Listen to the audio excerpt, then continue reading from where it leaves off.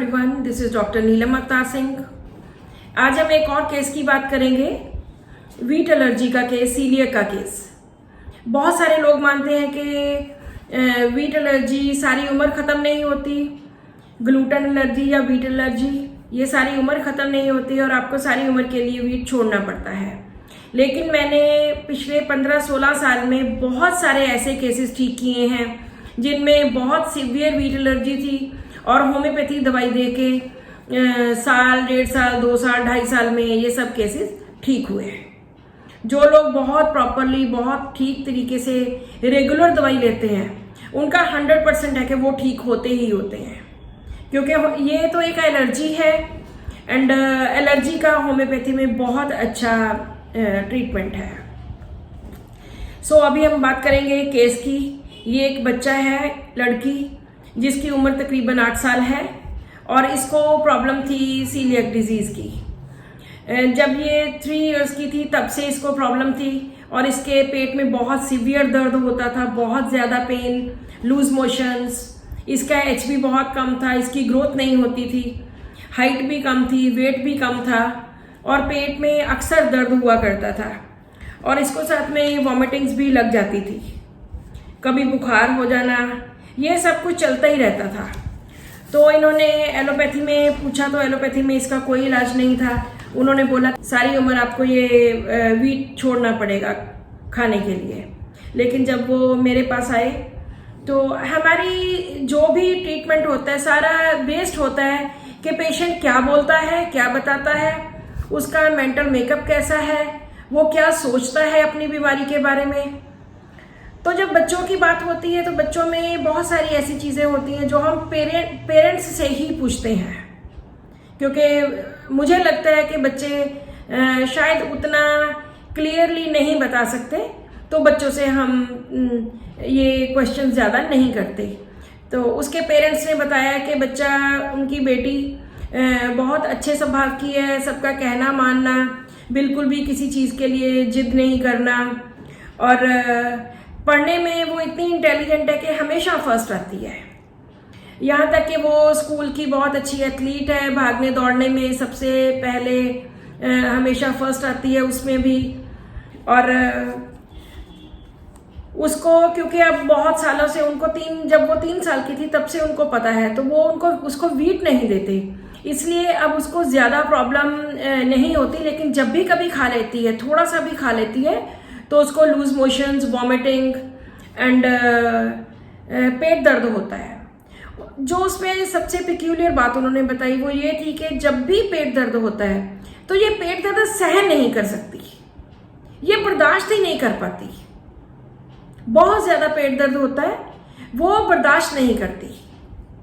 सिर्फ पेट दर्द की ही ऐसी तकलीफ है जिसको ये बहुत ज़्यादा मानती है और तब इससे बर्दाश्त नहीं होता। इसका एक छोटा भाई है जिसका वो बहुत ध्यान रखती है, उसकी बहुत केयर करती है अपने छोटे भाई की। ज़्यादा रोती नहीं है, स्कूल में भी बहुत अच्छा जाना, कभी इसकी हमने आंखों में आंसू नहीं देखे। लेकिन जब इसको गुस्सा आता है तो ये बहुत ज़्यादा एग्रेसिव हो जाती है और गुस्से में हमें कहती है, घर वालों को बोलती है, सब लोग मर जाओ, सब लोग चले जाओ, दफा हो जाओ यहाँ से, मर जाओ सारे के सारे, लाइक दिस। जो कि थोड़ा एबनॉर्मल बिहेवियर है कि हमेशा ही गुस्से में यही बोलना, सब लोग मर जाओ, दफा हो जाओ यहाँ से, चले जाओ यहाँ से, लाइक दिस। और अभी जब वो मेरे पास आई थी तो हर वेट वाज 37 किलोग्राम्स और उसकी हाइट भी 4'6" थी। लेकिन इस लड़की को काम करने का बहुत शौक था, बहुत ज़्यादा काम करना, अपनी हद से ज़्यादा काम करना, पढ़ाई में भी ज़्यादा पढ़ना और अगर कोई फिजिकल काम करना तो भी बहुत ज़्यादा करना। खाने पीने में बहुत अच्छी, सब कुछ, दूध 2 बार पीना, एग्स एंड फ्रूट्स, सब कुछ, और ग्लूटेन फ्री डाइट पे थी अभी ये। लेकिन पढ़ने में खुद की रिस्पॉन्सिबिलिटी बिल्कुल नहीं समझती थी। इसके मदर को बार बार कहना पड़ता था कि अब पढ़ लो, अब होमवर्क कर लो। और थोड़ा सा भी पढ़ के, मेहनत भी बहुत करती थी, थोड़ा सा पढ़ के भी अपनी क्लास में फर्स्ट आ जाती थी। So this is all about this case. जो भी डॉक्टर्स इस केस को एनालाइज करना चाहते हैं यहाँ वीडियो स्टॉप कर दीजिए और अपने रूब्रिक्स बनाइए। उसके बाद आप मेरे एनालिसिस के साथ आप स्टडी कर सकते हैं। अब हम स्टार्ट करते हैं इसका एनालिसिस का। सबसे पहले वीट एलर्जी के केसेस में हम सबसे पहला जो रूब्रिक लेते हैं that is wheat aggravate. Wheat aggravate ये मर्फी रेपर्टरी में है जिसमें अबाउट 27 मेडिसिन हैं।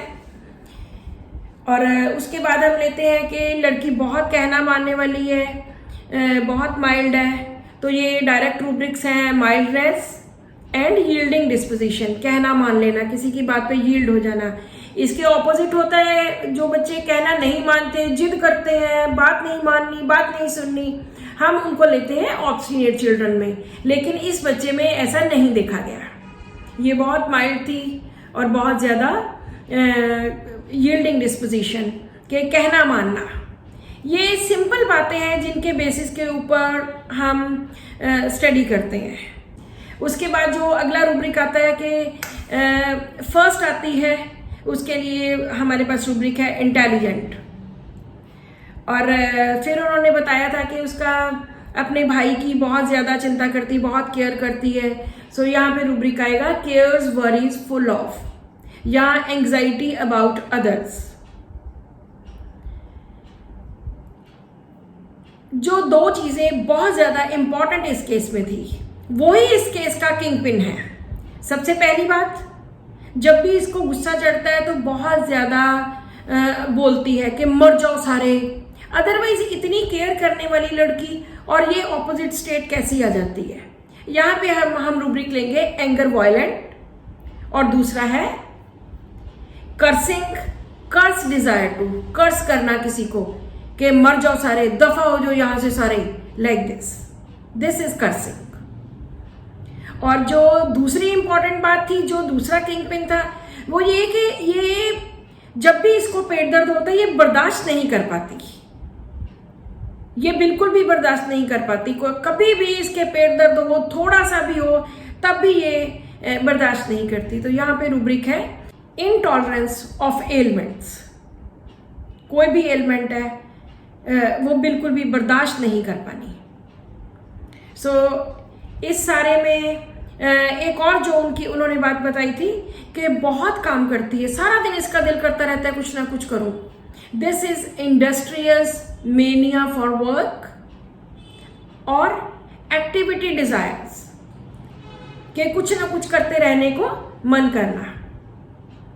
सो इस सारे में जब हम देखते हैं तो there is only one medicine and that is nux vomica. इसको नक्स वोमिका 1 डोज 30 दी गई, after 1 month 201 dose, after 1 month 1 dose.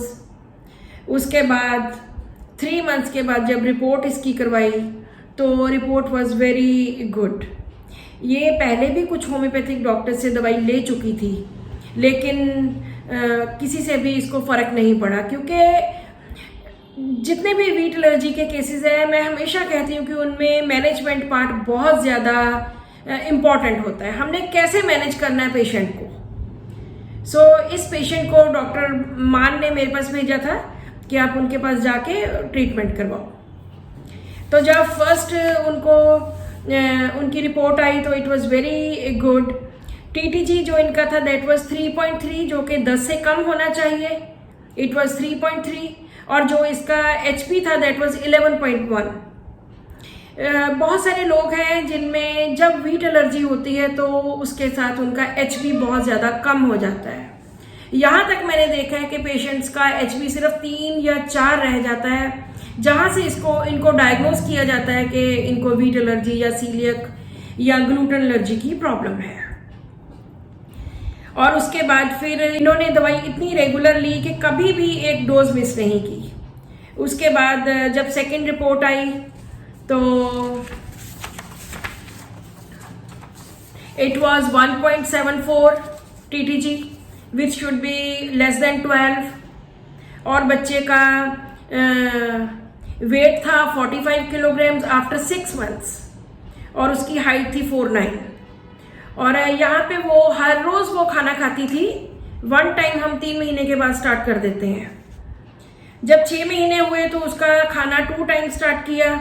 उसके बाद भी उसका TTG जो था दैट वाज 2.82, जो कि 12 से कम होना चाहिए, that was with in limit.